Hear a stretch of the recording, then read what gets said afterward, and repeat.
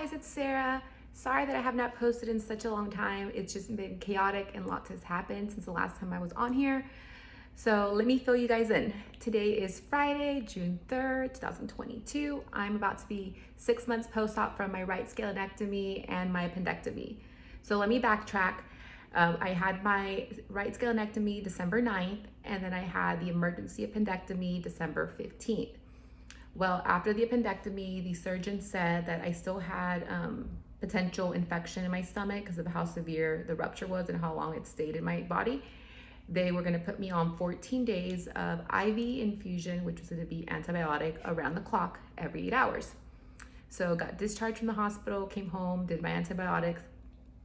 Halfway, not even halfway, first week into it, it was Christmas. The doctor decided to change the game plan and do 21 days. Even though I voiced my concern, told her that I did not feel comfortable doing 21 days. She's a doctor, she's an expert. She's like, nope, continue to do 21 days. By day 14, 15 of the treatment, I was feeling miserable. Body aches, tired, just weakness, fatigue. I was having just like kind of hot flashes. My entire body was weak. And then New Year's Day just continued to progress, to get worse. I started having fever. As soon as we would do the infusion on my arm, I couldn't bear the pain. I was hunched over, I couldn't walk.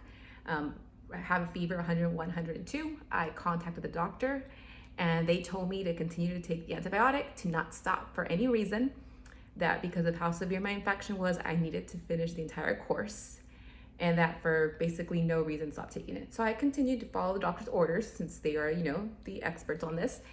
And on Monday, the day after on January 3rd, January 2nd, I felt horrible. So I went to the ER, got tested for COVID and all sorts of viruses, probably like 180 of them, came back negative for everything, called back the doctor, still insisted that I continue doing the treatment and for no reason to stop. As soon as my mom started the IV infusion on me, it hit me instantly. I couldn't walk. I was having hot flashes, sweating, had fever 102. And we pulled the IV out and we got rushed to the hospital again, back to the same one. And when I got there, they ran more tests, could not figure out what was wrong with me. They quarantined me for another, 4 or 5 days there. And I was on a restricted, no one could come see me. I was not allowed to eat anything, drink anything, have anything in the room, like simple things like flowers, gifts, anything, no. Only people allowed were my mom that was there 24/7, and then the doctors and the nurses. And they all came suited up, like with masks, with gloves, with the covers on their shoes, with aprons. It was a little intense, plus a face shield and stuff.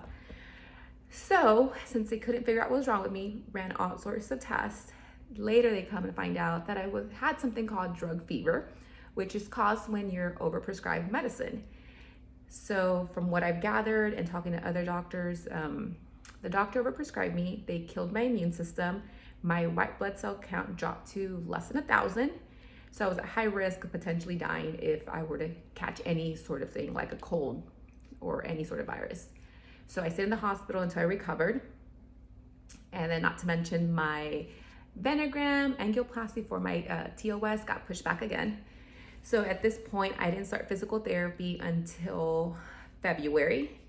And I did physical therapy February, March, April. April 1st, I finally had my post-venogram angioplasty with the vascular surgeon. He was able to make sure the blood flow was running correctly throughout my body. He did find a couple spots on the side of my neck and near my chest and my arm area where the arteries and veins were being compressed. He opened those up, and he also did the left side. So it's bilateral. That procedure went well. I was released the same day, no side effects. I actually had improvements. I didn't have headaches or the back pain. I kept feeling like I had a big ball on the back side, on the right side. So overall, it was a good experience with the vascular part. The appendectomy and all that stuff, thank God that it's in the past. Recovery was rough from that, and hopefully never have to deal with any sort of IV infusion. So now, the fun part, the follow-up and just filling you guys in with the TOS. So TOS, I still have TOS. It's gotten better. I would say I probably had an improvement about like 50 to 60%. So I know there's no cure, and it's just working on what I can do to alleviate some of the symptoms and get better quality of life, which is what the doctor is helping me with. So I can show you guys, here is the scar 6 months post-op. So it looks really good. Actually just looks like one of the creases on your body. And then here is where they did the incision for where the drain was. So overall, cosmetic appearance is awesome, looks great. No concerns with that. I do have some symptoms that are still lingering. A little bit of pressure on the back of my head. It seems to be triggered more when the weather changes. So cold weather, rain, windy, any of that, I feel it immediately. My arm still does get fatigued, weakness, difficult for me to write, but I can write. What else has happened? I don't have the pressure on my chest anymore, like if someone was pushing on my chest or my rib cage, so that went away, so that's good. Things that I still have problems with is just the weakness of my shoulder, my arm, and my back. So I've been working with PT to strengthen my muscles. And then just, learning how to sleep on my back, because I was a side sleeper and a stomach sleeper, which is horrible. And then just not to overuse my right arm or put too much on my left arm as well, since I do have TOS. Overall, I would say the surgery was a success. I would recommend anyone that has TOS to consider doing the scalenectomy removal. Again, it's not a cure. It's just gonna help you have better quality of life. Like, I'm able to drive a little bit now. Before I couldn't.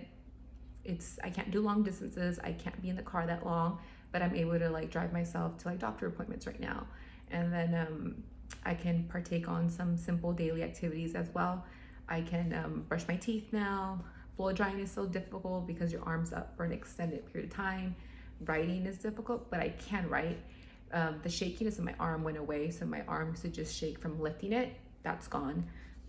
I still feel some tingliness down the arm, and things, certain things are going to be challenging for me, but I'm staying positive. I'm working at it every day, still doing PT, and then hope for the best and just keep at it and stuff. So hopefully everyone else stays positive, and if you need any motivation or any help regarding what doctors I saw, treatments I've done, I've probably tried everything. Right now, I'm very big on dry needling. That's helping me manage the pain on my neck, because I do feel a big strain on the back of my neck from working. I am an underwriter, so I sit down all day and I type. And so repetitive motion does seem to flare this up.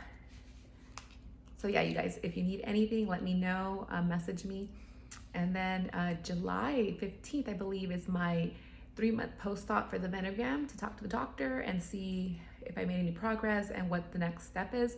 I potentially will have to keep having these venogram angioplasties to open up the areas that are being compressed and allow blood flow to come through. So I will keep you guys posted. Promise I will do better on these videos. Hope everyone has a good weekend. Bye.